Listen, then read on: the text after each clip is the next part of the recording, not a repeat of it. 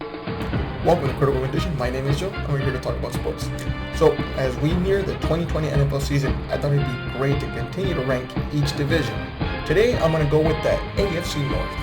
Now, before I start this video, I want to just go ahead and remind everybody that this just is my opinion. These rankings are based on my thoughts, the way I feel things will play out this coming season. I don't expect anyone or everyone to agree with me, but if you do or don't, regardless, let me know what you think down in the comment section down below.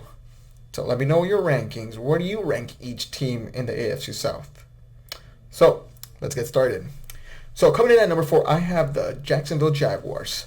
So this is a pretty simple one for me. The standard for the Jags isn't really that high. They're going with Gardner Minshew, who exceeded expectations last year because he was a 6th-round pick out of Washington State. No one really, had a lot to expect out of him. He did decent, but you could tell that he's not the answer at quarterback. He's very limited, and the Jaguars are committing to going with him in the starting role for the entire season. The thing about them is that it's very clear that they're pretty much in tanking mode. They have gotten rid of a lot of talented players and core players like Jalen Ramsey, and they've also gotten rid of Calais Campbell, and they're right now, you can clearly say they're stacking up picks. Leonard Fournette is rumored to be on the trading block, and it wouldn't be a surprise to anyone that if he gets moved. So all that, clearly they're trying to build for the quarterback of the future. They're trying to get a higher pick in the 2021 NFL draft so they can get one of those two quarterbacks in Trevor Lawrence or Justin Fields. So that being said, there really isn't much I like about this team. So I had the Jaguars finishing at number 4 with an overall record of 3-13. Coming in at number 3, I actually have the Tennessee Titans. Now, I'm going to get a lot of pushback on this just because of the fact that Tennessee was in the AFC title game last year. But in my opinion, they just got lightning in a bottle.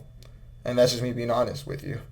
Everyone's going crazy over Ryan Tannehill, believing that he's the answer. And we all know that he's not. He might have gone 7-3, but this is a team that's just built to run the football. They lost a core player in their offensive line last year in Jack Conklin to the Browns, as well as pretty much when it comes to beating them, all you're really going to have to do is really just stack the box because this offense just goes where or how far Derrick Henry takes them. He, is a rushing king. He can power the football. He has some insane games. But that being said, though, I don't think Derrick Henry is good enough to take as far as he did last year. I don't think Derrick Henry is good enough to really consistently deliver. A lot of the yardage that he's gotten is because he's had some crazy 2-3 run stretch where he gets over 200 yards a game. Other than that, he's been pretty ineffective in a couple of good spots of seasons, so I really don't expect much from them. I feel like Tennessee is going to get exposed with Ryan Tannehill once he's in for a full season. It was a nice story last year, but I'm not really expecting much from the Titans. I'm expecting quite a bit of a drop back. I have the Titans finishing at number 3 in this division at 6-10. At number 2, I actually have the Indianapolis Colts. Not a real big fan of the Phillip Rivers signing. In my opinion, there really wasn't as much left for him. But I will agree that Phillip Rivers in this situation has a better offensive line. The Chargers ranked near the bottom of the league, and the Colts ranked near the top of the league when it comes to not just that O-line, but that pass protection. So he's going to have time.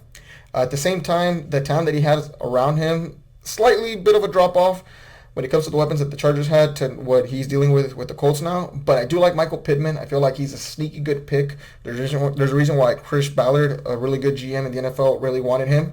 Plus, I trust the running game. The Colts have had the top 5 rushing attack, and I see that just continuing to get better or at least just be consistent because they added Jonathan Taylor. Again, top 3 college running back last year, and I really like that addition with them. So I feel like with the Colts, it's just going to be a lot of running the football, power run the football, and I feel like Phillip Rivers is at least going to have more time than he did with the Chargers when it comes to throwing that football. I feel like, as long as T.Y. stays healthy, Michael Pittman is a great physical receiver. T.Y. is a good burner. I feel like it's going to be a bit of a better year than last year for the Colts. I feel like even though Rivers isn't as athletic as Jacoby Brissett, I feel like there's an experience factor there that comes into play and that goes really well for him.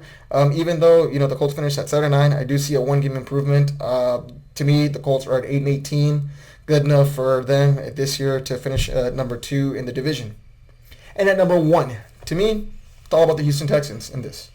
Even though they lost DeAndre Hopkins, Number one reason why I believe this team is going to win this division is going to be because of Deshaun Watson. He's a superstar franchise quarterback.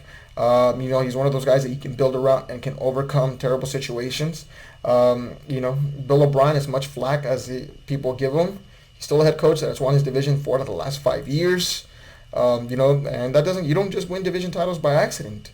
So I really, I'm not too big on Bill O'Brien, but I feel like he's good enough. And Deshaun Watson is just the kind of superstar player that can overcome certain situations. I feel like they're figuring out that offensive line, so they're protecting him more. Again, I give Bill O'Brien credit when it comes to that Larry Tunsil trade because he's got someone to pretty much cover Deshaun's back.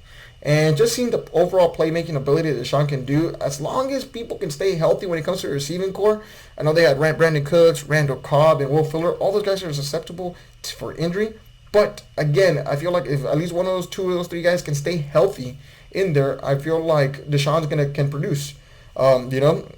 David Johnson, sneaky good pick. I know the contract isn't great, but as long as we get a good, healthy David Johnson, which I believe he's going to come back motivated, I feel like that's really, really going to be the key.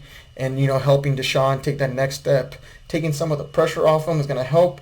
I see that happening this year, and in my opinion, I don't see much changing when it comes to the AFC South because I do feel like the Texans are going to go out there and win.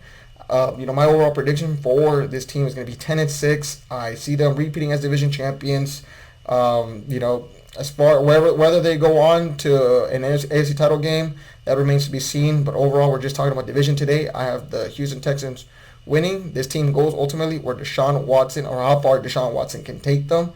And I feel like he's equipped for the challenge. Thank you so much for listening, guys. Once again, I don't expect everyone to agree with me, but if you agree or disagree, let me know in the comment section down below. Give me your rankings. Did I place a team too high? Did I place a team too low? Let me know what you think, and let's have a good, friendly discussion about this. Once again, folks, thank you for listening. If you enjoyed the video, please feel free to leave it a like, and if you enjoy content like this, feel free to hit that subscribe button down below. I'll catch you later, guys. Goodbye.